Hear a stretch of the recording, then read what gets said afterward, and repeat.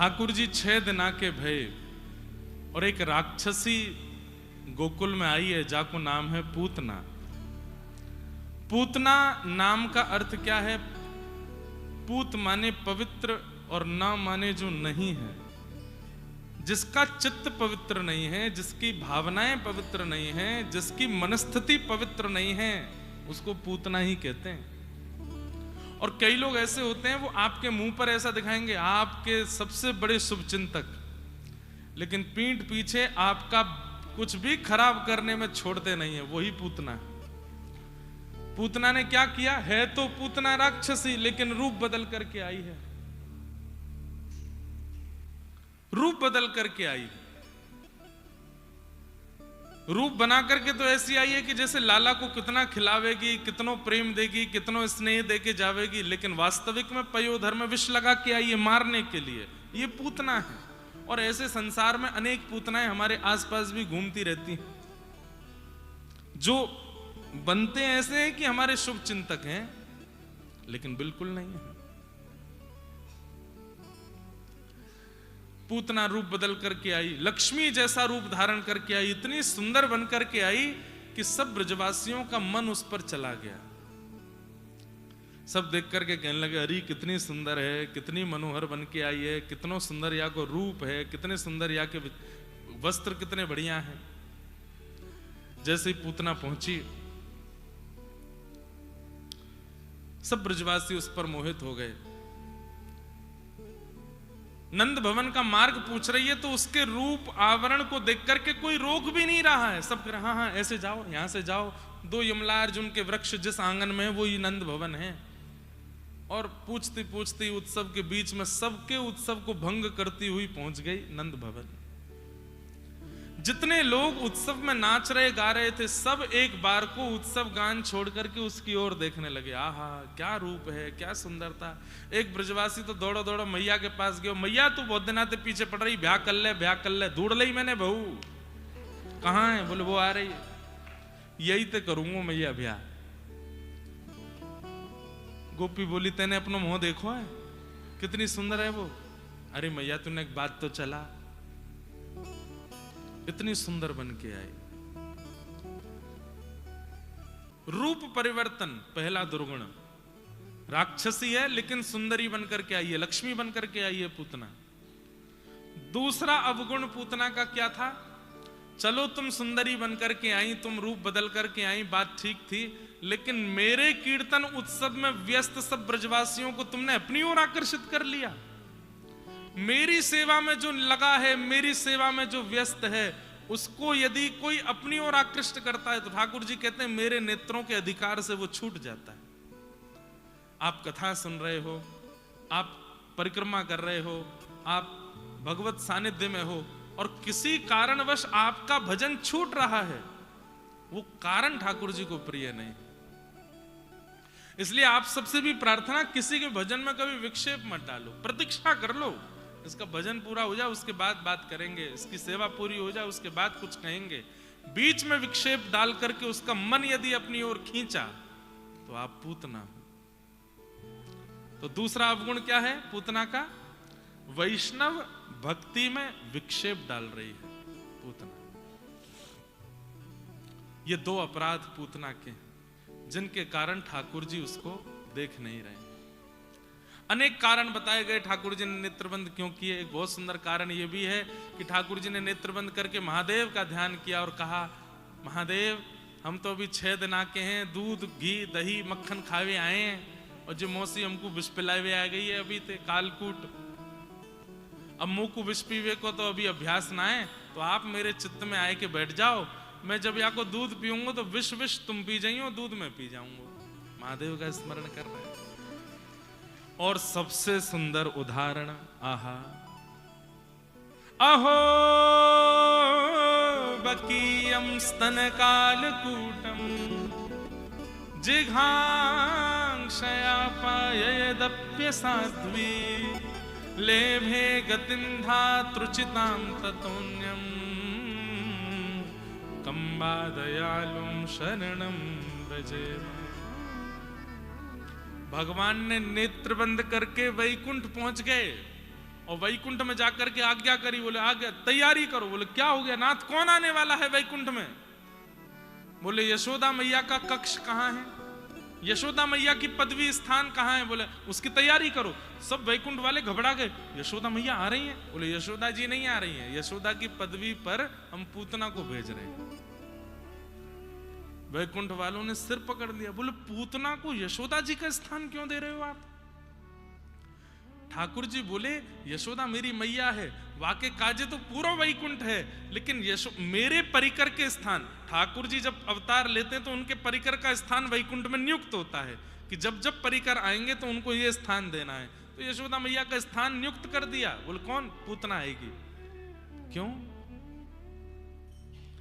पहले भगवान ने दोष देख करके उसको दर्शन नहीं दिया, उसको देखा नहीं, ये तो पहली बात। लेकिन अपनी कृपालुता कैसे छोड़ सकते हैं ठाकुर जी? वो दीन बंधु हैं, वो कृपालु हैं। इतना करने के बाद भी पूतना पे दया कर रहे हैं। बोले क्या? इसका पयोधर हम पिएंगे, और पयोधर पान करके जब इसका वध करेंगे तो मृत्यु के बाद ये वैकुंठ आएगी, यशोदा मैया के स्थान पे बैठेगी। बोले क्यों? मारने आई है आपको, वैकुंठ भेज दीजिए, पर यशोदा मैया के स्थान पे क्यों? ठाकुर जी बोले हमको इसका मारने का तरीका बहुत बढ़िया लग रहा है हमको। कोई अस्त्र से मारता, कोई शस्त्र से मारता, कोई बाण से मारता है, कोई तरीके, ये मैया की तरह वात्सल्य भाव प्रकट करके मारने आई है, इसलिए मैं इस पर बहुत प्रसन्न हूं। इसको यशोदा मैया की गति देनी है। कम्बा दयालु, कितने दयालु हैं ठाकुर जी। पहले अवगुण देख करके उसको दर्शन ने आंख बंद कर ली, लेकिन तुरंत ठाकुर जी का गुण प्रकट हो। एक क्षण बाद ही ठाकुर जी ने वैकुंठ में जाके व्यवस्था कर दी। बोले उसको भी यहां भेजेंगे। कई बार हम लोग कह देते हैं कि श्री जी अवगुण नहीं देखते, लेकिन ठाकुर जी देखते हैं। इतनी ज्यादा बुराई भी नहीं करनी चाहिए। ठाकुर जी ठीक है, पहले पहले कभी अवगुण देखते हैं, लेकिन ठाकुर जी की आदत है, स्वभाव है गुण देखना, और अवगुण होते हुए भी उस पर कृपा करना। वो स्वभाव है ठाकुर जी का। पूतना ने जैसे ही अपना पयोधर भगवान के मुख में दिया, भगवान ने पहले उसके विष को पिया, रस तत्वों को पिया, दुग्ध को पिया, पुण्यों को पिया, पापों को पिया, और पीते पीते पीते पीते 15 मिनट हो गए ठाकुर जी को। पूतना बोली मरता नहीं है बालक, इतनी देर हो गई, कालकूट विष, भयंकर विष लगा के आई थी पयोधर में, अभी तक नहीं मरा।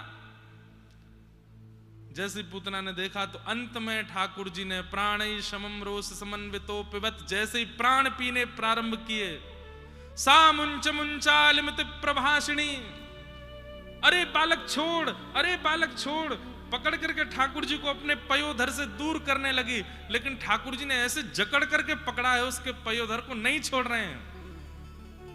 पूज्य गुरुदेव भगवान कहते हैं कि 6 दिना के लाला बोल पड़े, मौसी जी हम पे तो पकड़वो ही आवे, छोड़वो ना आवे। और एक बार जाय को पकड़ ले ना तो फिर ठिकाने लगा के छोड़े। और महाराज पूतना का विशाल विकराल स्वरूप हो गया, चिल्लाने लगी, चीखने लगी, लेकिन ठाकुर जी उसके पयोधर को नहीं छोड़ रहे हैं, प्राण पी रहे हैं। हमारे आचार्य चरण इस पर इतना सुंदर भाव कहते हैं कि पूतना के प्राण इतने पवित्र नहीं है कि ठाकुर जी पिए, फिर प्राण क्यों पी रहे हैं? हमारे पूज्य नाना जी सुनाते थे कि लाला पूतना के प्राण नहीं पी रहे भगवान, तो बोले पूतना भगवान के पास आने से पहले असंख्य बालकों को मार के आई है ब्रजमंडल में, उन सबके प्राणों का हरण करके आई है। तो ठाकुर जी ने मन में विचार कियो, जन्माष्टमी को उत्सव चल रहा है, 6 दिना भय, अभी तो 6 महीना तक उत्सव चलना है, नेक देर में बात फैल जाएगी, यहाँ बालक मर गए, यहाँ बालक मर गए, यहाँ बालक मर गए, सब जगह से अशुभ समाचार आवेंगे, तो उत्सव विश्राम हो जाएगा, और उत्सव विश्राम होएगा तो इन ब्रजवासी को कल्याण नहीं हो पाएगा, और वे निर्दोष बालक, मेरे प्रकट होने के बाद बालकन को वध नहीं होना चाहिए। तो भगवान ने पूतना के भीतर से उन समस्त निर्दोष बालकों के प्राण निकाल करके उन सब बालकों को पुनः जीवित कर दिया, जितने बालक मरे थे। इस प्रकार पूतना का वध किया। नंद भवन के पीछे महाराज किलोमीटरों में जाकर के उसका शरीर गिरा, धड़ाम से आवाज आई, पृथ्वी हिल सी गई, सब ब्रजवासी दौड़े तो देखे नंद भवन की पीछे की दीवार टूटी है और विशाल विकराल राक्षसी पड़ी है। यशोदा मैया ढूंढी, कहां यशोदा मैया, कहीं और कार्य में व्यस्त, दौड़ी दौड़ी आई, कहां भयो, अरे लाला कहां है, पलना में देखे लाला नहीं, अरे वो सुंदरी आई, वही गोद में लेके बैठी, कहां गई। तो पूतना के अंग पर अभी भी वो वस्त्र थे जो सुंदरी वाले थे। यशोदा मैया बोली, अरे ये सुंदरीता के भेष में ही राक्षसी आई, लाला को लेके। ऊपर चढ़ के देखी तो ठाकुर जी पयोधर पे अभी भी पड़े। सब ने ऊपर चढ़ के छोटे से लाला को नीचे उतारो। जो ब्रजवासी कहो मेरो या ते ब्याह कराई दियो, बाकी मैया बोली, अरे करेगो ब्याह, देख कैसी बन के आई है ये। मैया आज के बाद नियम लूंगो, बोले का कोई सुंदरी तो ब्याह नहीं करूंगो, कहा पतो बाद में चल के ऐसी है जाए। लेकिन ये सब बातें तो एक तरफ की विनोद की हैं, लेकिन इसमें एक बहुत सुंदर प्रसंग है। क्या 6 दिन हो गए ठाकुर जी को प्रकट हुए, और 6 दिन से ब्रज में एक वर्ग है जो बहुत व्याकुल है, और वो है गौ माता। गैया गौशाला में खड़ी खड़ी रम्भा रही है। नंद घर आनंद भयो जय कन्हैया लाल की उत्सव सुनकर के उनको प्रसन्नता भी हो रही है, लेकिन वे दुखी भी हो रही हैं। क्यों? अरे ठाकुर जी कहते मैं गैयान की रक्षा के काजे आया हूं, 6 दिन है गए अभी तक हमें दर्शन नहीं दिए।